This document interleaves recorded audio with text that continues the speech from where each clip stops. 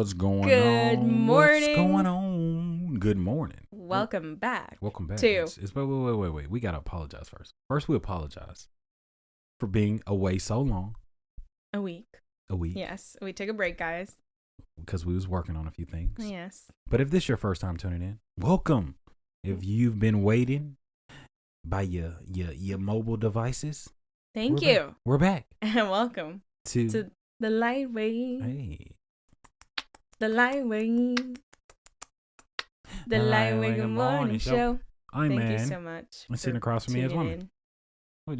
See, Just two genders. We rusty. We gotta get back in. No, I just want to get back in emotion. No, I do want to thank everybody for tuning in because today is Mental Monday Reset. Mental Monday Reset. We know that you had a great weekend. Hopefully you had a great weekend.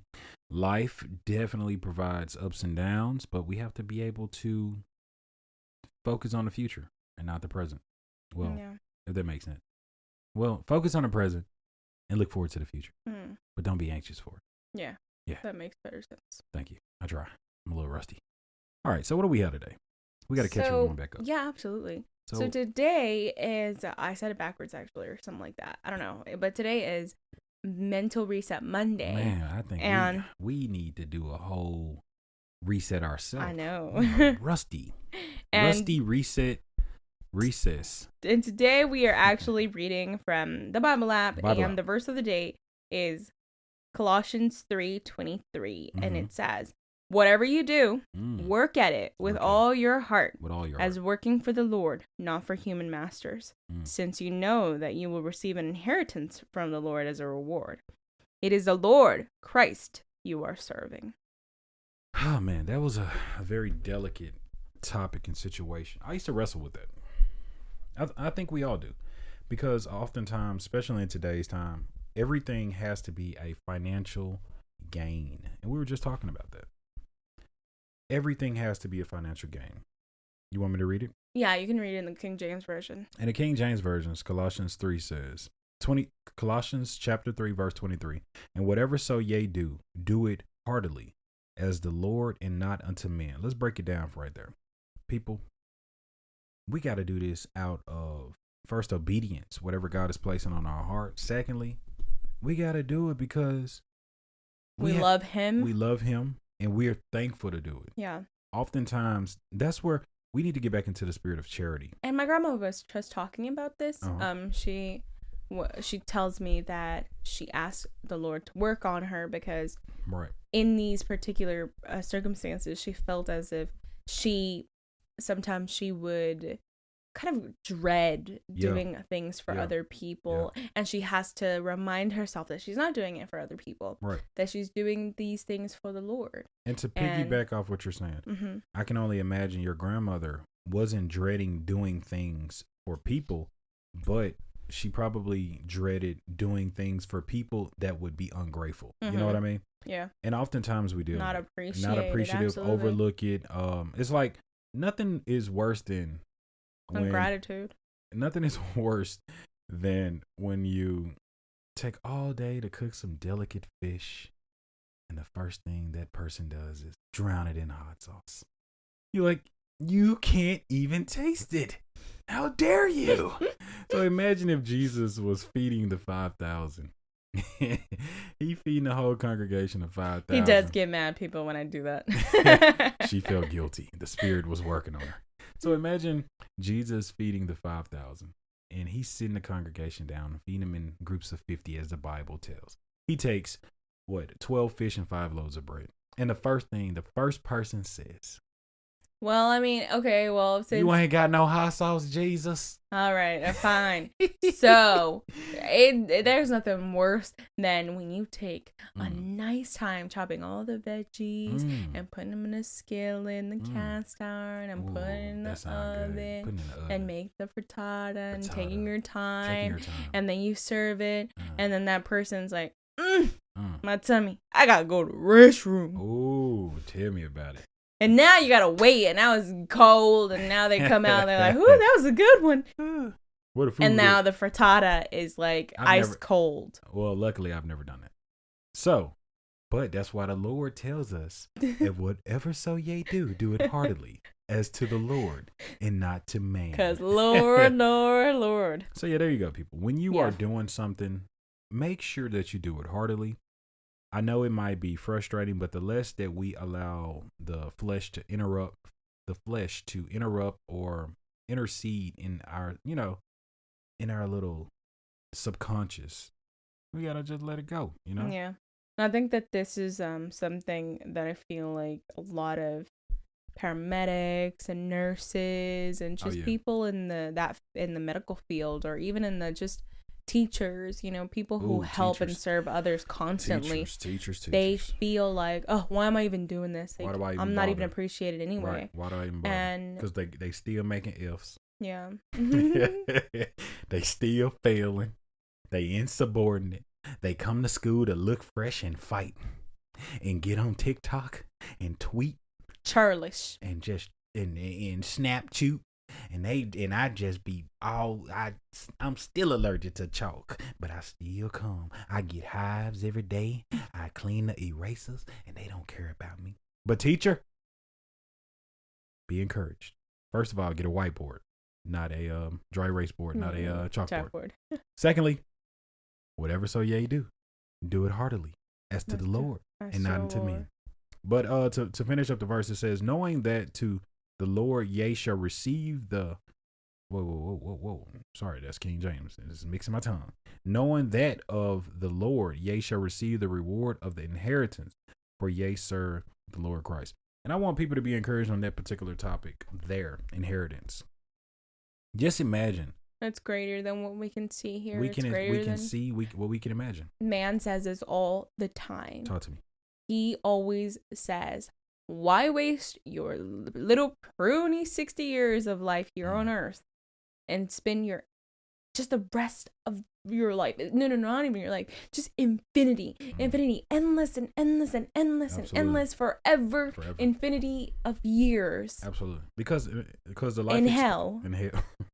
No, No, it's something that's real. And, you're like, man, why would I live this short life that the Lord has, just let me borrow and just ruin it and spend eternity in hell. And but you think about it, when you put it that way, it's like, man, Lord, I don't even want it no more. No, I don't want to do all that crazy stuff. I don't even want to cheat on my wife no more. Good, don't cheat on your wife, sir. Wow, that got deep. Yeah, we had to go there. We had to be petty today. But I'm very excited about this moving forward. I was talking to a woman prior to jumping up the podcast, and we've been interested in looking at Frenchies. We've been studying, looking, researching, talking to people. We have yet to find the one looking at videos that we love. We have yet to find the one that we love. We've searching websites many were front called to end. Yes, many were called, but none were chosen because we want to be patient. I mean, also, I feel like it's not only just about the dog, which for the most part 90% is, but 10% is when we find a good looking dog that we're interested in, we expect that communication to be there, and absolutely. We expect especially that for the prices these people are charging. We want to be 100% certain and confident that this is where we want to spend our money in. And because I'm looking at this, not only is the dog an investment, but it also is going to be a part of our family for the next 12 to 14 years. 15 years. Right. Which is incredible. So there are a few things that we require as purchasers of this particular dog. And future owners. But we brought this up because we were kind of growing anxious, but we said, you know what? Let's take a step back. Let's take a breather. Yeah, and let's not worry and focus so much on the perfect dog and the perfect breeders. So we just found a raccoon, and we're going to raise it up as our own. But no. In the trash can. Yeah. But what we're going to do, we're just going to focus on doing this. And while we're working on this, we'll allow God to work on that and give it to him because he knows exactly what we're asking for. He knows exactly what we're looking for. He knows what we're looking for when we don't even know what we're looking for, because our color schemes, our structures, our DNA strands have changed so much because we have been patient. God has been showing us that it's greater out there. Yeah. And unfortunately, because there is such a hot commodity for Frenchies, a lot of people don't love the breed. They look at them for a financial overnight gain. Oh, absolutely. Yeah, they get rich quick scheme, you know? So they just selling you anything. And what I had to tell women, they all cute when they come popped out. But boy, when that dog get older, just like babies, they're all cute. But when they get older, no, we're joking. But you know, but when they start crying, you realize that this is forever. Baby fever turned to baby headache real quick. Right. But you have to be prepared also. Absolutely. I think that's one of our mission statements. We have 2 or 3 mission statements. How many missions? No, okay, fine. We have one mission statement. Forgive your parents. Forgive your parents. We have a Forgive Your Parents campaign. And we have a Be Ready for Children. Be Ready for Children. Campaign. So absolutely. So be ready to have children. Bear children. Understand, raise children. Understand what it takes, you know? Yeah. I think a lot of us are having children out of a result of sex. But, you know, of course it's permitted when you're married. But at the end of the day, I think we should do more research as a holy family. Oh my gosh, you have absolutely no idea how much research we do for Frenchies. You better believe that once that time is near and dear and we're ready to have a baby, we're going to do a heck of a lot of research together. We're going to write a book probably. Absolutely. Because one thing that I've heard a long time ago, or a lot of us probably thought this, especially, you know, because certain people's lifestyles are different, much more difficult. Some people might say to themselves or even to their parents that they get so frustrated, I never asked to be here. Yeah. And oftentimes that response or that rebuttal comes from a place of life is hard financially. Life is hard physically, emotionally. And the parents do the best that they can with what they can to make ends meet, to provide, to do all types of things, bend over backwards but oftentimes what we should do, we should focus more so on planned parenting. Yeah. So that we can do what the verse of the day says. Whatever so ye do it heartily as to the Lord. Because the moment you have kids, especially prematurely, before you're ready, life changes. So you're no longer serving the Lord.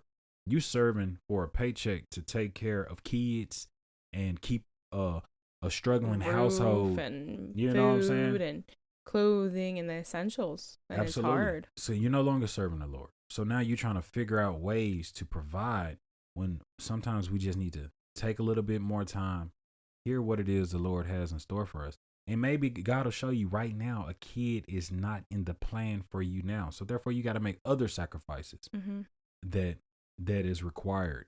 But what we got to do, we have to figure out, okay, Lord, how can I serve? You know, how can I serve heartily? How can I serve without being spiteful or agitated or grudgeful? And it takes time. And that's why we're creating this particular podcast today, so that we can encourage you to, you know, be patient. It's hard, especially everybody's showing off what they just got in today's time. So sometimes you just got to take a step back and be like, you know what? I don't want to see what you got today. Yeah. You want to know why? I don't want to see what you got today? Because I'm proud of you, but I need to get focused on what I need to do. Yeah. I need to get focused on what I need to do. So what we set out to say, we took a little break from looking for dogs.